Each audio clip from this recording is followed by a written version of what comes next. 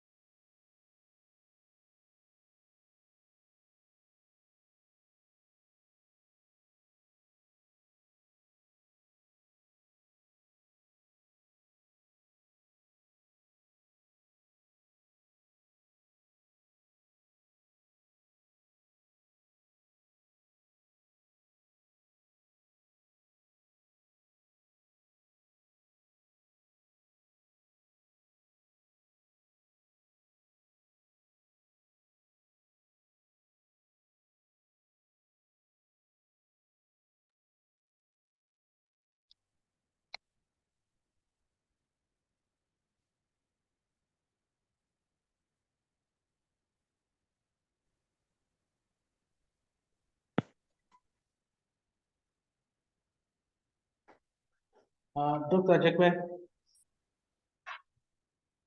I think we can start. This is 9:12. Yes, Prof.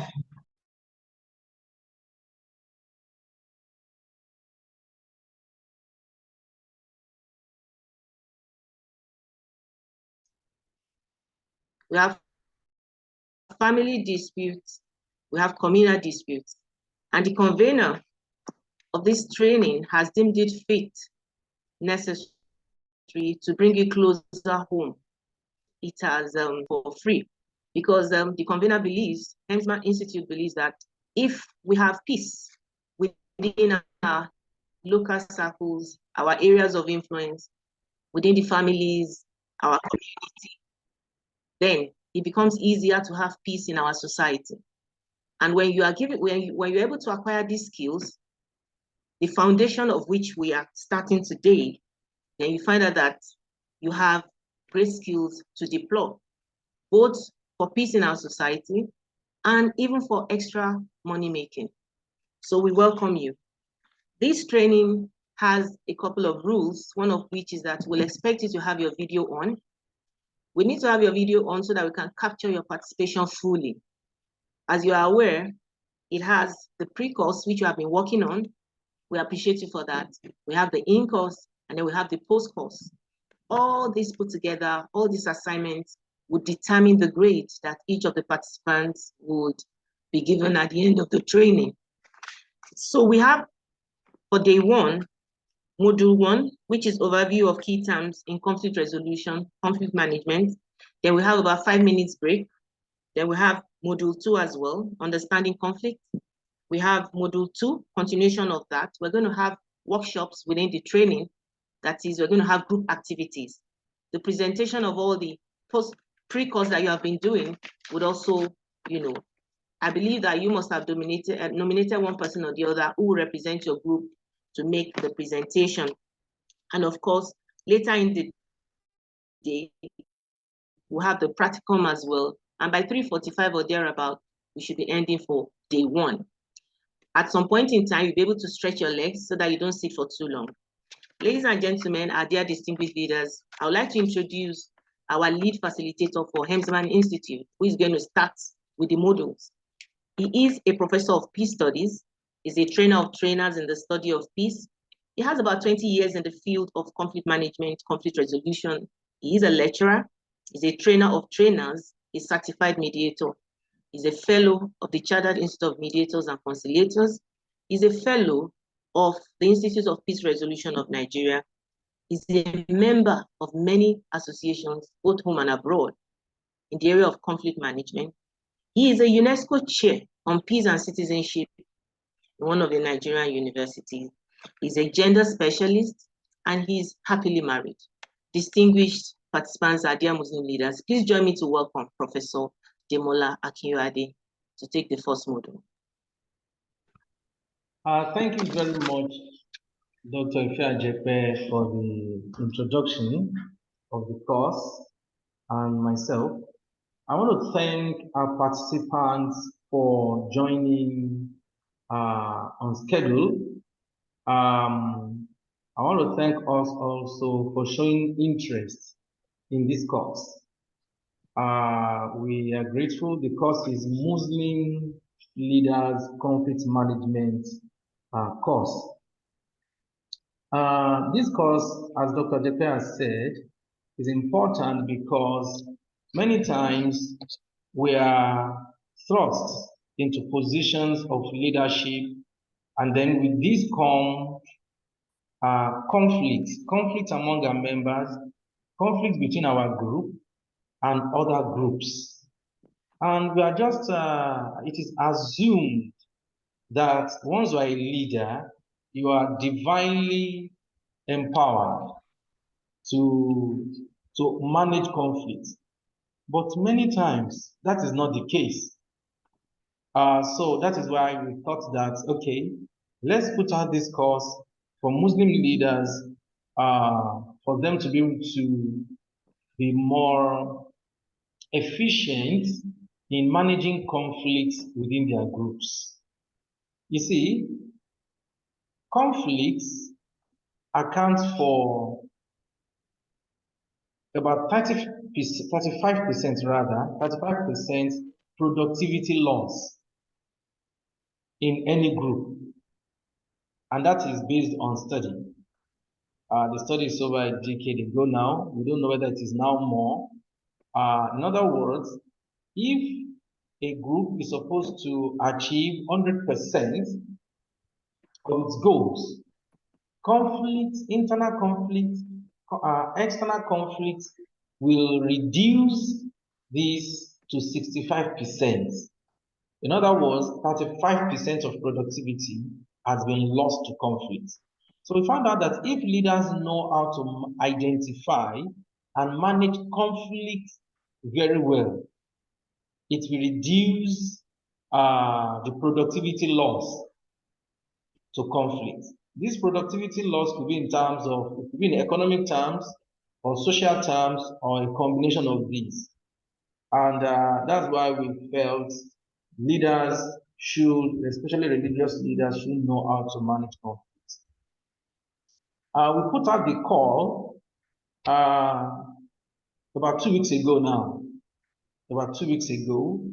and in drafting it, we put into consideration the fact that as Muslim faithfuls, we need to go for prayer, and that's why we have those breaks.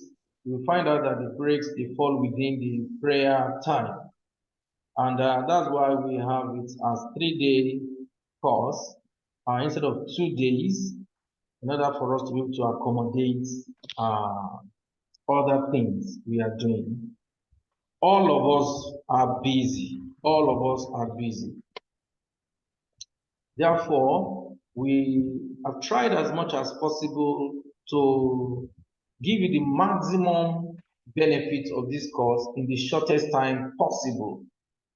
And you will see that the course is already getting intense, especially with these our pre-course, in-course, and post-course activities.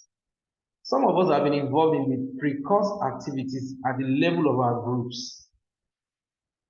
What I found a little bit interesting, not strange, but interesting, is that some groups are yet to start their pre-course activities. You see, all these things are designed to help us get the best from the course. We sent out some materials, and it was expected that we read the materials, especially the material on course activities, and the material on course description. If we read these two materials, they provide all the information we need to start the activities in our groups. But just like me, some years back, 2007, just like me, many of us did not read this material at all. I remember in 2007, I had a program in Switzerland, and you know, the Oyinbos, they've given us all the materials we needed. Some of the materials, they contain information even about the weather, condition, kind of clothes to bring, and so on and so forth, very detailed. But I refused to read them, and that really cost me a lot. It really cost me a lot, not only in financial terms, but also in Wahala. I didn't know that where I landed in Fribourg was close to my accommodation facility, because I didn't study the material. I didn't know about the geography. I had to board, some people had to give me a ride. I thought the campus was close to the facility. I never knew it was about 1 hour journey. And I didn't have their currency. I got to the university at the nick of time when the last bus was leaving the university to take students back to the facility. If I had missed it, probably I would have slept on the campus. And the campus is not where people live. By evening, the whole place is empty. So since that time, I learned my lesson. When you are going for a program and you are given materials containing information, please read. Read those materials. They will improve your participation in the program. So for those of us that have problems about how the course is going to look like, how we're going to deliver it, please just just familiarize yourself with the materials. Everything, all the assignments have been described. How to do the assignment, how to do each assignment has been fully described there.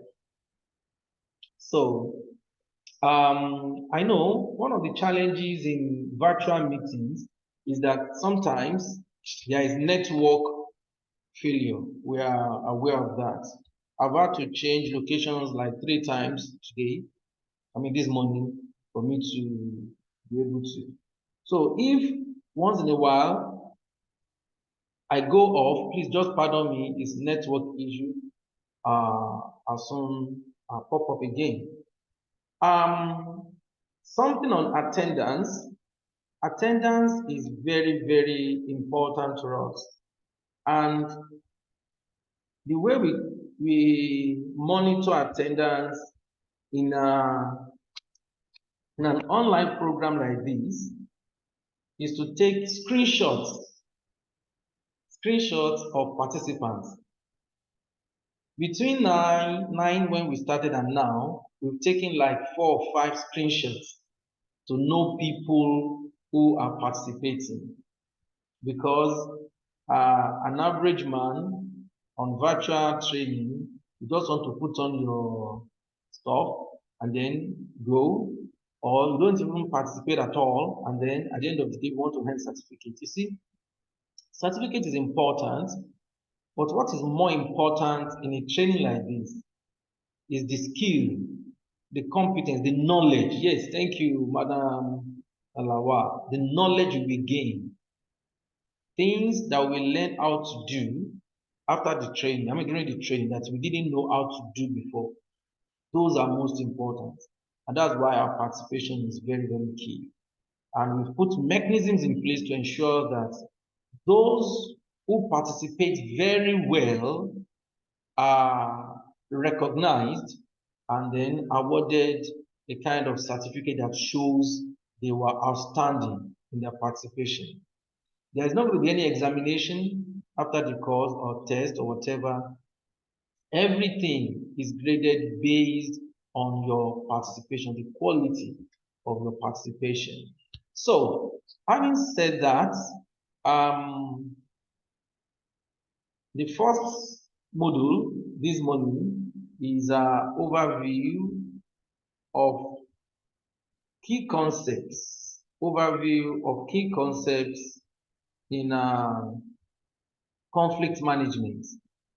For us to be good conflict managers, there are concepts we need to be familiar with so that we'll be able to use these concepts better than laymen, better than the way laymen will use them. So, can we all see my screen? Hello, can we see my screen, please? Yes, we can. Okay. Yes, of course. Thank you very much. So, as Muslim leaders, we need to be very familiar with some key concepts so that we'll be able to use them and also understand them the way we in the field of conflict management use them. And the reason for this is that it also helps our service delivery, our conflict management service delivery. Now, some of these concepts are conflicts, disputes, peace, violence, and non-violence. These 5 concepts are very key. Out of these 5 concepts, especially 4 of them, that is conflict, peace, violence, and non-violence, these are the root terms or root words, root keywords for many terms we use in peace studies. For instance, the term conflict as a root word has is the root for many other terms, like you have conflict management, conflict resolution, conflict transformation, conflict prevention, and so on and so forth. Destructive conflict, constructive conflict. See, the word conflict keeps reflecting. The same thing goes for the term peace. Peace is a root word for so many other terms, like we've heard about peacekeeping, peacemaking, peace building, peace enforcement, positive peace, negative peace, and so on and so forth. So we see that peace keeps reflecting. Violence as well, electoral violence, structural violence, political violence, economic violence, and violence against women, gender-based violence. You see, the key word violence keeps showing forth. So that's why we call these things key terms. Once we understand them, they give us understanding of so many, or let me say root understanding of so many other terms in peace and conflict studies. So our objectives include that you'll be able to get familiar with these key terms, be able to differentiate them from other terms. As experts, conflict managers, you'll be able to determine the proper context of usage of these words, and also we believe that when we understand them, it will also lead to behavioral changes in us and make us more peaceful and less violent in our dealings with others. Many of us, in our dealings with others, we are not deliberately violent. We are not deliberately conflictual. However, by the time we finish this course, we see places where we need to change, to shift, in order for us to be more peaceable and more peaceful.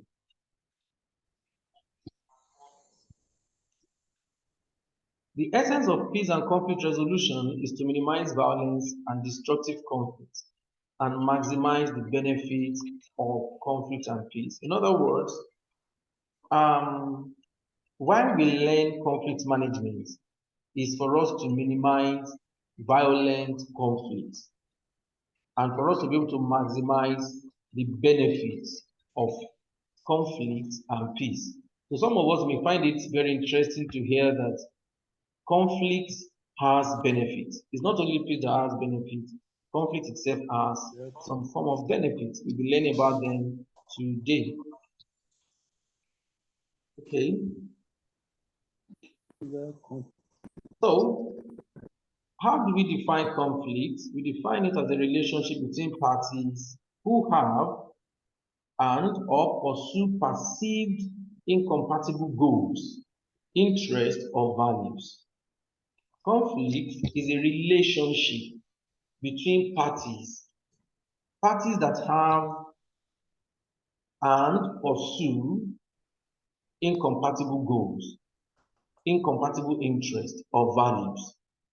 So first, from here, we see that conflict first is a relationship and is a relationship driven by incompatibility of goals and values. Okay. Iye tó wà ńbẹ̀ ni. Okay. Mark. Kindly unmute yourself, please. Kindly mute your speaker. Thank you.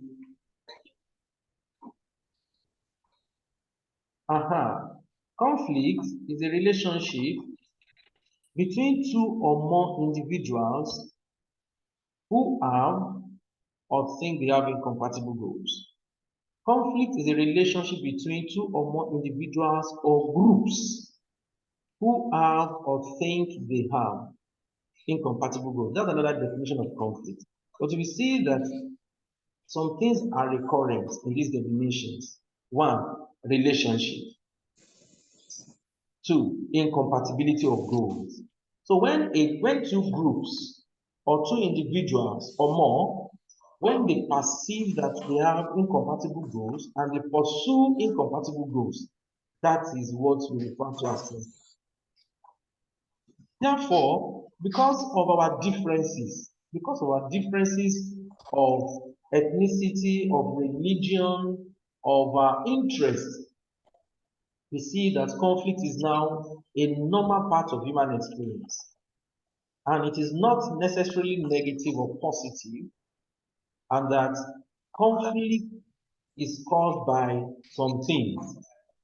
Conflict has causes, conflict has costs, that is consequences, and conflict has benefits. Conflict has causes. We've seen that the generic cause is incompatibility of goals.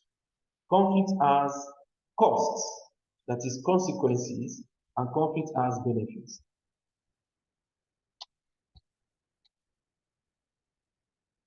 Conflict has types. We have types of conflict. On the streets, when you ask people to talk about, types of conflict or talk about conflict generally, we hear something like violent conflict, religious conflict, ethnic conflict, political conflict, interpersonal conflict, and so on and so forth. All of them are right, but they are all using different parameters, different standards or yardsticks for categorizing conflicts. Now, here are some of the parameters that we see people use when they categorize conflict. One, we can use the parameter of conflict outcome.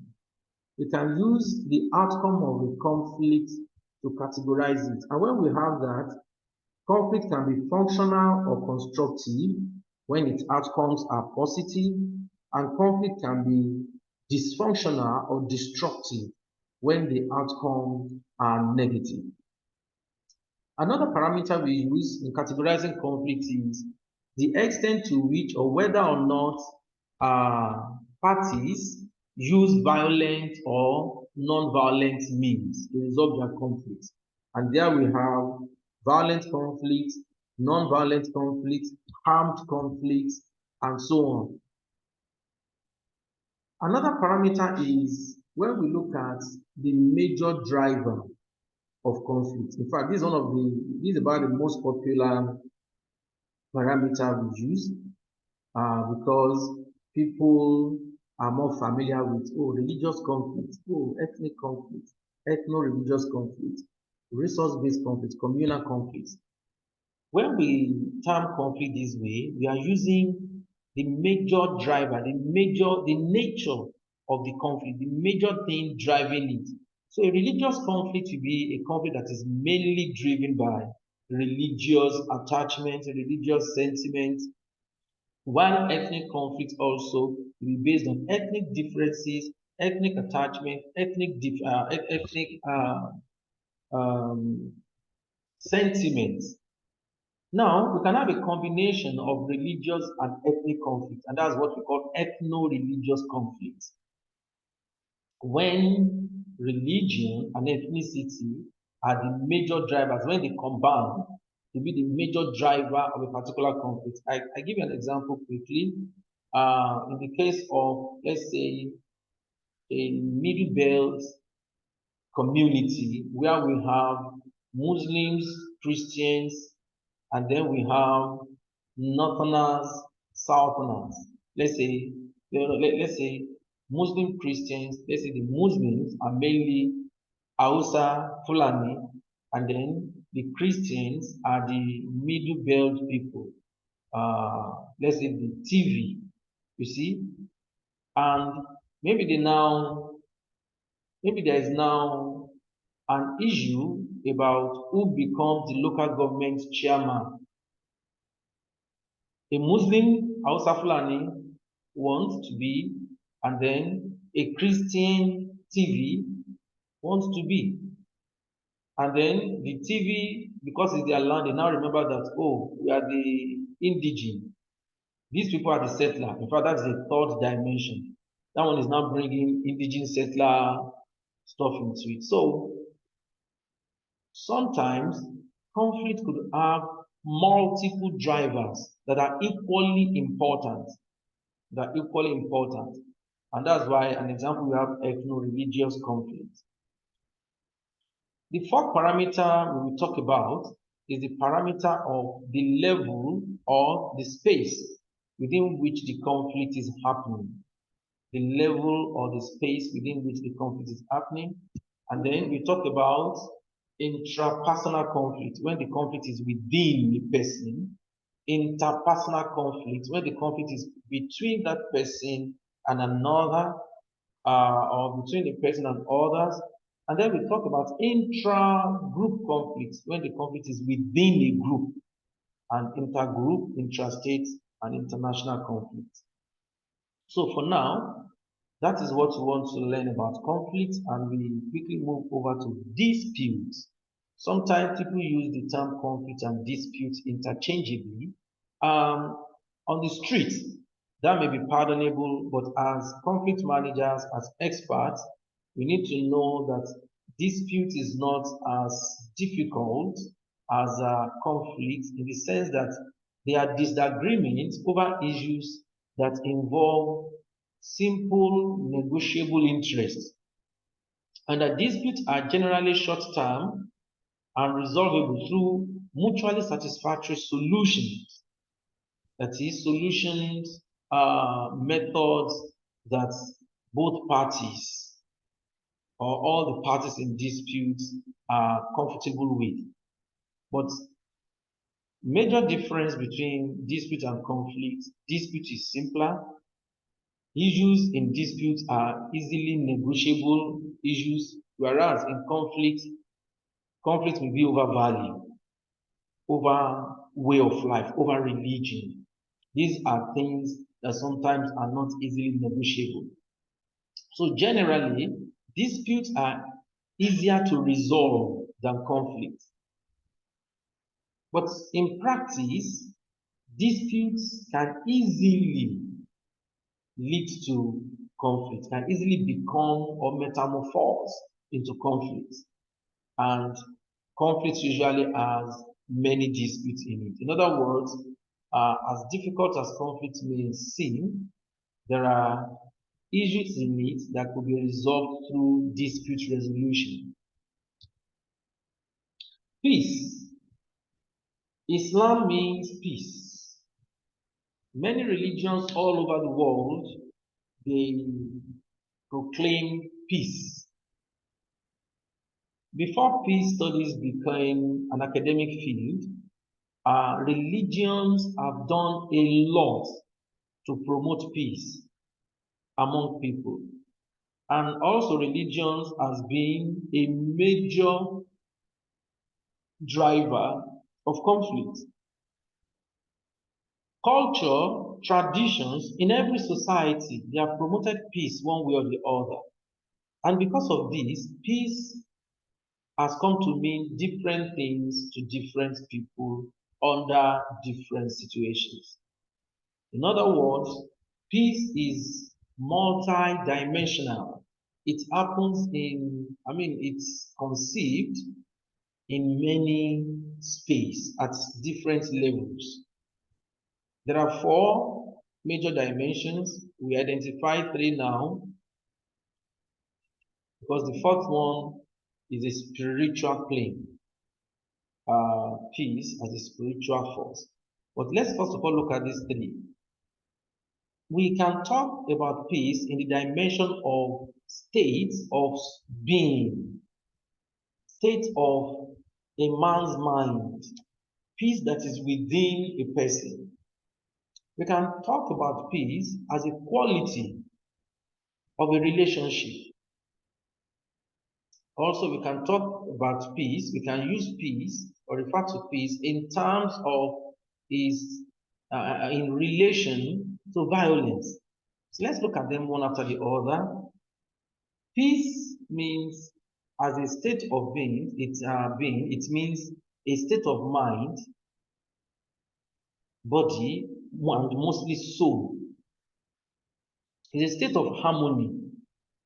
It's a condition of restfulness, harmony, balance, contentment, freedom, and fulfillment. And this peace, we say, is not dependent on any external object or situation, time, place, or people. Somebody can have this kind of peace of mind at the work front, and somebody can be beside the ocean and is not experiencing this peace. Peace could be a state of somebody's mind, a state of somebody's being. So when we say things like, I'm at peace, or now I finally have peace over this my children, over this my friend, over this situation, it means we have a rest of mind. So that's a dimension of peace. Another dimension is when we define peace or refer to it as a quality of relationship. In this sense, we're talking about peace as quality of relationship between people or between group.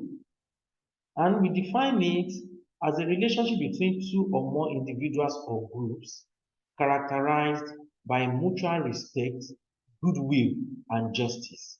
In other words, that relationship that we term, that term peace, in form of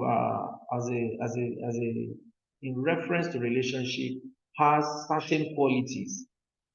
In other words, these individuals, this relationship among these individuals or groups is characterized by respect for one another, mutual respect, mutual goodwill. That is, I wish you well, you wish me well, not mouth by mouth, genuinely in action.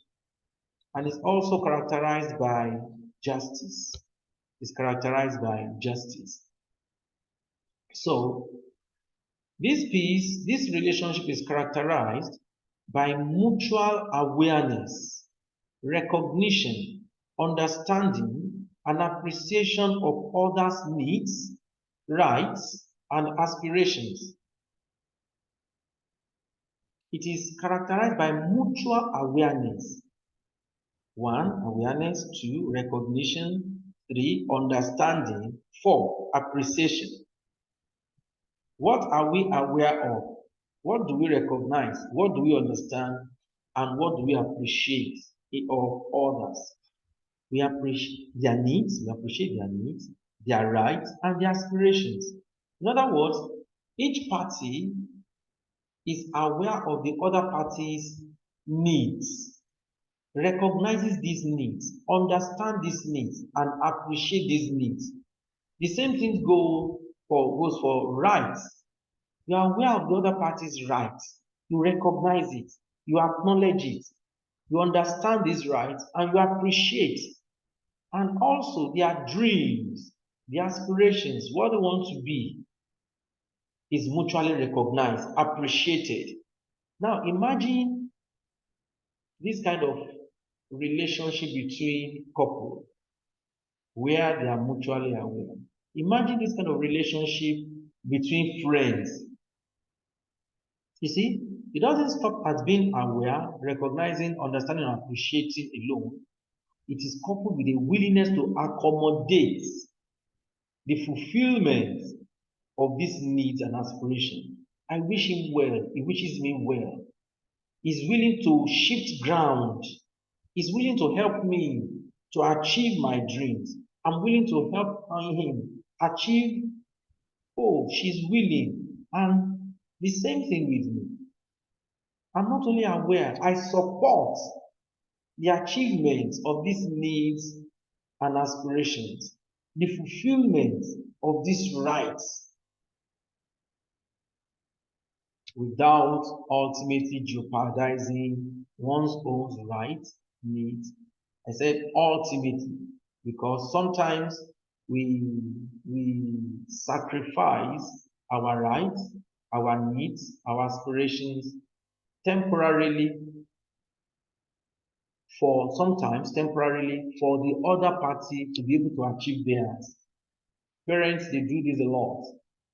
Parents do this a lot when they sacrifice their comfort. Yes, the father or the mother has the right to enjoy all his salary and give the children the minimum comfort. But many parents will go beyond providing the minimum, sacrificing their own comfort for their children. Sometimes we extend this to family, siblings. Sometimes we extend it to friends, sometimes to colleagues at work. The more we do that, the more we are saturating that relationship with peace.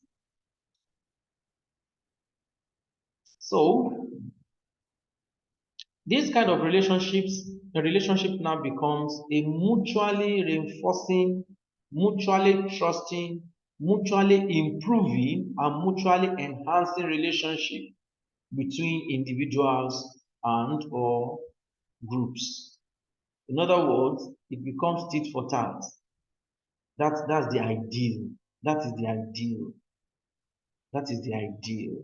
Where we recognize and we make adequate room for other people in the pursuit of their happiness, satisfaction, and fulfillment in life. I said it's the ideal because sometimes a party extends this hand to another party, and the other party kind of does not reciprocate, and sometimes the first party will then have to withdraw and look for a more worthy individual, a more worthy group that will reciprocate that kind of relationship. But anywhere we have two or more individuals, two or more groups doing this for one another, you will find out that the relationship will be characterized by peace. It's not a relationship whereby you can quickly hear rumor and then you want to act on the rumor against the other fellow. No, because a lot of resources are being invested, a lot of goodwill, a lot of trust are being invested into this relationship. And that is the kind of peace, another kind of peace or dimension of peace we are talking about. Peace as a quality of relationship. We also talk about peace in relation to violence. For instance, if there's an outbreak of violence in a community and the government enforces curfew, they bring in law enforcement agents to stop the parties from killing themselves more, from continuing to burn properties. News people will come and say, oh, peace has finally returned to so community. Yes, peace has returned because they've stopped some violent acts. So, peace, when we talk about peace, in relation to violence, it refers to mutual effort by all parties in violence and stakeholders to reduce or cease hostilities and create an environment in which further violence could no longer flourish.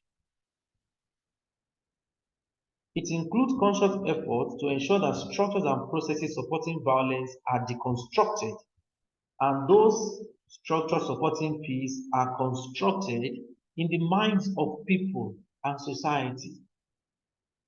When governments put law enforcement agents, when nations send peacekeeping forces to warring nations and they say ceasefire, there is peace. There is peace. However, when we talk about peace in relation to violence, we can consider peace in two other dimensions. These are negative peace and positive peace. Negative peace refers to absence of war, cessation of hostility, cessation of organized military hostilities or direct interpersonal and intergroup violence, while causes of conflict remain ignored. In other words, when violence is happening and we stop violence, That is negative peace. Negative peace in the sense that we only stop the violence, we are not addressing the root causes or the root cause of the conflict. Husband and wife brawling, fighting, beating, hitting, then somebody comes in, a neighbor, and say, Madam, sir, stop. And the two of them stop. Yes, it's a form of peace. Both parties may still be fuming, they may still be threatening. But first of all, somebody has come to separate them from beating, from hitting themselves, is a form of peace. Gradually, the person may succeed in calming them down. The person may succeed in calming them down so that they gradually reduced their voices, their threats. It's still peace. However, if you have not addressed the causes of conflict, that kind of peace is still negative peace. Is at best peace of the graveyard. It is a peace where all is not well, but we are not yet talking about it, or we are not challenging it for one reason or the other. The reason may be a good reason. Okay, let them calm down first, and then we address it later, which is good. Not in that sense, negative peace is paving way for positive peace. But in another sense, it could be let them just stop their wala. Their wala is too much in this neighborhood, in this compound. Let them keep quiet. I don't want to hear their noise again. Or as religious leaders, you just give command to the individuals or to the groups. They should stop. And then, if you don't have the intention